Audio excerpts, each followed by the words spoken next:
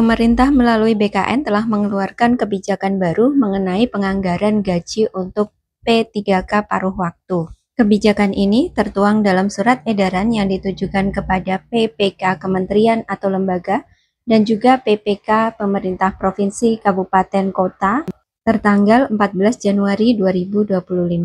Hal ini kemudian diperkuat dengan adanya surat dari Kementerian Dalam Negeri tentang penganggaran gaji bagi pegawai pemerintah dengan perjanjian kerja atau P3K paruh waktu, serta dasar pemutakhiran klasifikasi, kodifikasi, dan juga nomenklatur.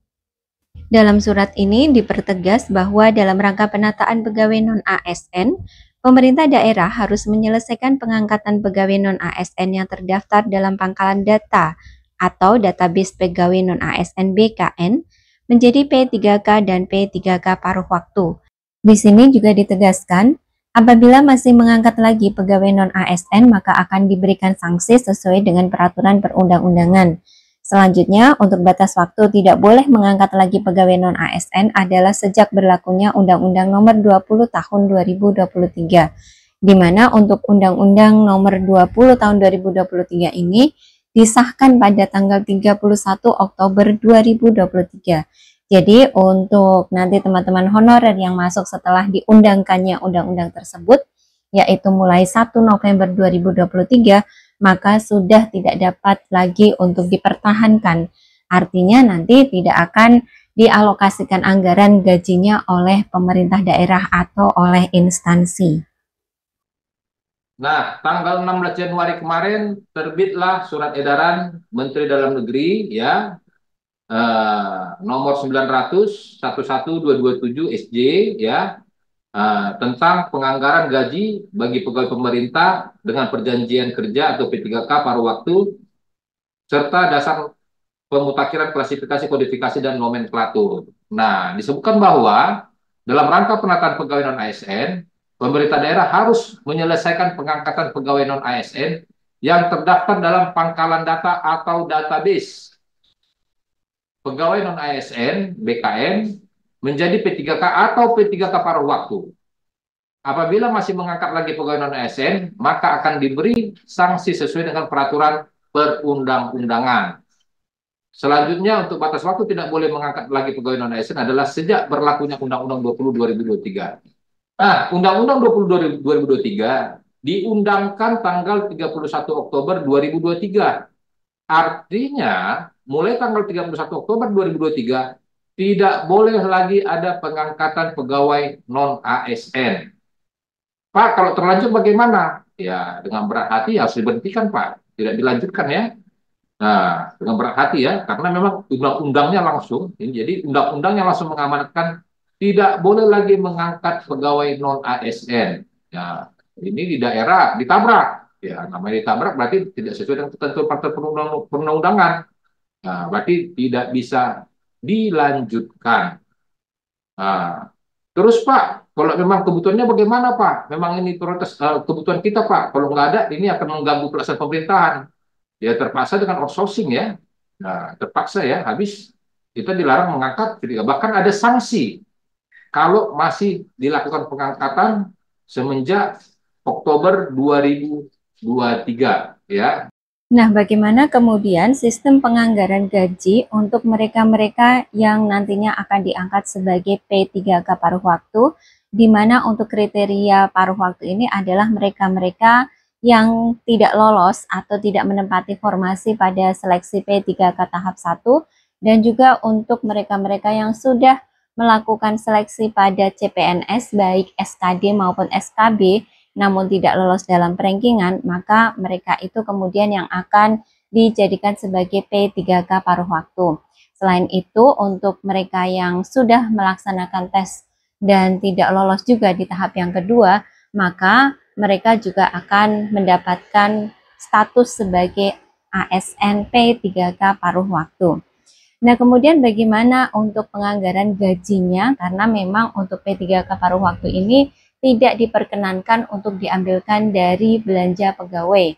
Karena memang untuk belanja pegawai dibatasi dengan adanya Undang-Undang HKPD, yaitu maksimal 30% saja.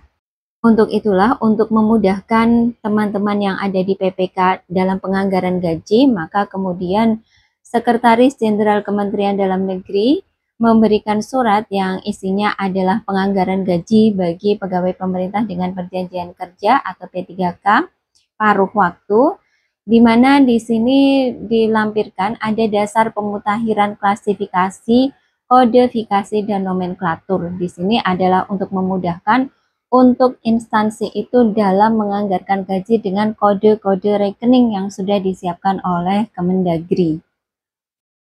Nah, sebagai pemahaman bersama, teman-teman bisa lihat di sini ada kode-kode rekening, di mana di sini bisa kita lihat pemerintah sudah menggunakan kode rekening yang sudah diklasifikasikan. Di sini ada misalnya untuk kode rekening yang pertama adalah belanja jasa pegawai pemerintah dengan perjanjian kerja P3K paruh waktu pada jabatan guru.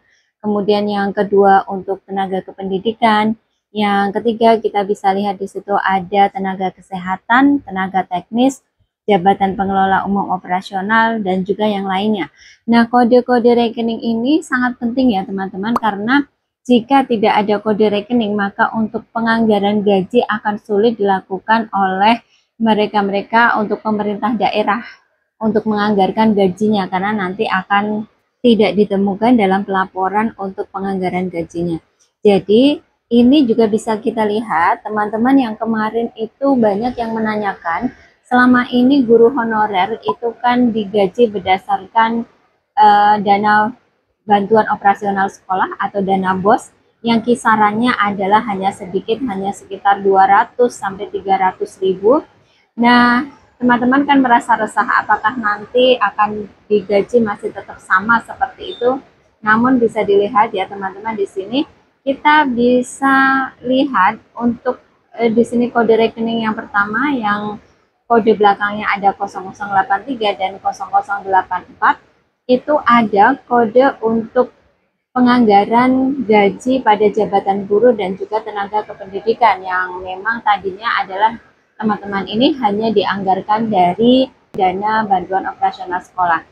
Nah, di sini dengan adanya status teman-teman menjadi ASN P3K paruh waktu yang sudah berpayung hukum, nantinya juga mendapatkan NIP dan juga SK, maka nanti gaji teman-teman ini akan di-cover dari APBD. Karena di sini kode anggaran gajinya itu sudah jelas tertera. Jadi teman-teman yang tadinya gajinya hanya mengandalkan memang dari dana BOS yang hanya disesuaikan dengan misalnya jam mengajar, tapi di sini nanti teman-teman sudah akan mendapatkan gaji yang disesuaikan dengan anggaran yang ada di pemerintah daerah. Mudah-mudahan pemerintah daerah mempunyai hati yang lapang untuk kemudian teman-teman yang P3K paruh waktu ini gajinya paling tidak sesuai dengan upah minimum kota atau upah minimum regional yang berlaku. Beberapa daerah sudah mengeluarkan kebijakannya untuk penganggaran gaji P3K paruh waktu, dan ini mudah-mudahan dapat dicontoh oleh daerah-daerah lain yang berkomitmen untuk menggaji P3K paruh waktunya dengan standar gaji tertentu. Jadi untuk teman-teman semua yang menanyakan berapakah gaji yang akan diterima oleh P3K paruh waktu, kita bisa melihat standar yang memang sudah ditetapkan oleh Kementerian Pan-RB, prinsip-prinsip yang sudah ditekankan bahwa untuk penggajian P3K paruh waktu ini menggunakan prinsip tidak akan mengurangi pendapatan yang sudah diterima saat ini. Yang menjadi patokan teman-teman bahwa untuk pemerintah pusat sudah menggunakan prinsip dalam penataan non-ASN atau penggajian dalam P3K paruh waktu ini, yaitu yang pertama adalah yang selalu dipegang tidak mengurangi pendapatan yang saat ini diterima. Jadi itu batas paling minimalnya.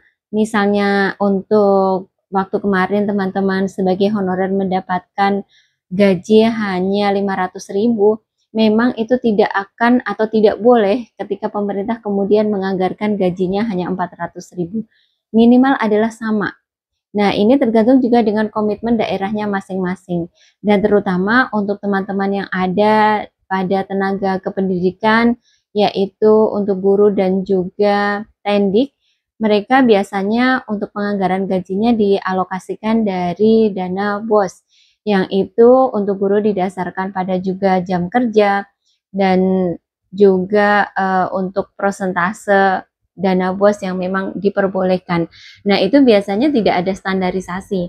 Namun sekarang setelah dikeluarkannya surat ini, kemudian ada kodifikasi dan juga ada nomenklaturnya, nanti teman-teman jangan khawatir bahwa untuk teman-teman yang sudah nantinya menjadi P3K paruh waktu ini, nanti gajinya akan dianggarkan langsung oleh pemerintah daerahnya. Karena untuk pelaporannya nanti sudah ada kode rekeningnya. Nah, mungkin nanti yang diperlukan oleh teman-teman semua yang menjadi P3K paruh waktu ini adalah bagaimana advokasi ke Pemda atau ke instansi setempat agar untuk Pemda itu bisa menganggarkan atau mengalokasikan gaji yang sesuai, yang manusiawi, setidaknya adalah sama dengan standar UMR. Karena kita lihat untuk buruh pabrik saja untuk standarnya sudah tinggi, masa iya kalau untuk tenaga-tenaga yang bekerja di bawah negara yang sudah nantinya teman-teman ini akan mendapatkan NIP, ber-SK, yang sudah dibilang sebagai pegawai negara, namun gajinya masih sangat di bawah standar. Nah, teman-teman bisa mungkin melakukan advokasi ke instansinya atau pemerintah daerahnya agar mereka bisa menganggarkan gaji yang lebih layak. Karena dalam peraturan pemerintah yang sudah diberikan ini, untuk Pemda atau instansi bisa mengambil dana dari pos-pos yang lain jika memang dananya sudah tidak ada. Karena di sini untuk penggajian paruh waktu ini kan lebih fleksibel karena tidak mengambil pembiayaan dari gaji belanja pegawai. Jadi yang ada nanti bisa diambilkan dari pos-pos lain yang bisa digunakan agar lebih fleksibel dan juga lebih bisa memanusiakan teman-teman yang bekerja sebagai P3K paruh waktu. Jadi diharapkan nanti meminimalisir adanya kesenjangan antara P3K yang penuh dengan gaji yang full dengan mereka yang P3K penuh waktu agar gajinya tidak terlalu jomplang seperti itu. Nah, teman-teman, di sini bisa dilihat ini adalah hasil paparan kemarin dari Badan Penganggaran Keuangan Negara. Di sini dituliskan bahwa apabila anggaran belanja jasa pegawai P3K paruh waktu belum tersedia atau belum cukup tersedia dalam APBD tahun anggaran 2025, maka pemerintah daerah dapat menggunakan belanja tidak terduga atau menggunakan BTT dengan cara melakukan perubahan peraturan kepala daerah tentang penjabaran APBD tahun anggaran 2025 mendahului peraturan daerah tentang perubahan APBD tahun anggaran 2025 dan diberitahukan kepada pimpinan DPRD sesuai dengan ketentuan peraturan perundang-undangan.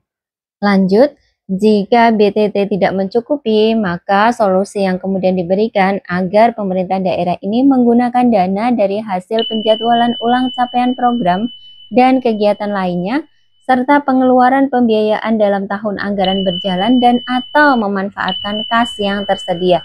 Jadi ini sudah sangat fleksibel sekali, sudah arahan dari pemerintah pusat, seharusnya tidak ada kesulitan lagi untuk pemerintah daerah dalam menganggarkan gaji, kemudian nanti mengatakan bahwa untuk teman-teman ini tidak bisa dianggarkan gajinya karena tidak ada posnya. Hal tersebut bisa dijadikan dasar bagi teman-teman semua agar nantinya bisa mengadvokasi Pemda atau instansinya agar memberikan gaji yang layak. Jadi jika komitmen untuk para kepala daerahnya itu komitmen untuk memanusiakan para honorer atau para P3K paruh waktu ini, nanti P3K paruh waktu ini akan juga merasakan kesejahteraan yang sama sambil menunggu untuk bisa diangkat menjadi P3K penuh waktu, akan mendapatkan gaji yang sesuai dengan UMR atau UMK. Karena memang untuk penganggaran gaji itu sudah lebih leluasa. Nah, inilah juga yang menjadi alasan kenapa pemerintah tidak memasukkan teman-teman yang P3K paruh waktu ini penggajiannya dalam gaji belanja pegawai, karena untuk gaji belanja pegawai maka itu akan dibatasi oleh Undang-Undang HKBD. Untuk itu sambil nanti menunggu, teman-teman akan dimasukkan dulu ke dalam penggajian yang non belanja pegawai. Nah, kapan kira-kira teman-teman yang memang belum lulus seleksi atau belum mendapatkan penempatan untuk kemarin yang tahap 1 akan kemudian kejelasannya sebagai P3K paruh waktu ini dan mendapatkan gaji yang sesuai dengan apa yang diamanatkan oleh pemerintah ini? Jawabannya adalah teman-teman harus menunggu seluruh tahapan seleksi yang tahap kedua ini selesai, karena memang ada teman-teman yang seharusnya mendaftar di tahap yang pertama namun belum bisa mendaftar dengan berbagai alasan. Maka kita menunggu dulu untuk seleksi yang mereka lakukan itu selesai, kemudian teman-teman akan diperankingkan kembali, karena kita tahu ada juga optimalisasi formasi. Bisa jadi teman-teman yang sekarang tidak mendapatkan formasi akan nantinya mendapatkan formasi, karena ada daerah-daerah yang memang menambah formasi dalam jumlah yang banyak. Seperti kita tahu juga untuk Provinsi Jawa Barat ada menambah sekitar 7.000 formasi lagi. Jadi nanti akan ada 7.000 lagi teman-teman yang seharusnya mendaftar di tahap yang pertama nanti akan diperankingkan kembali nanti untuk bisa menjadi lulus atau mendapatkan P3K yang penuh waktu. Nah, dari situ nanti teman-teman akan mengetahui kalau teman-teman ada yang menjadi P3K paruh waktu. Nah, jadi nanti mulai Juli 2025 nanti teman-teman akan tahu dan akan mendapatkan kepastian kapan akan menjadi P3K penuh waktu ataupun paruh waktu. Demikian informasi yang bisa saya sampaikan, semoga bermanfaat. Jangan lupa selalu share video ini sebanyak-banyaknya. Silakan like, komen, dan juga subscribe serta nyalakan notifikasinya. Salam pejuang ASN.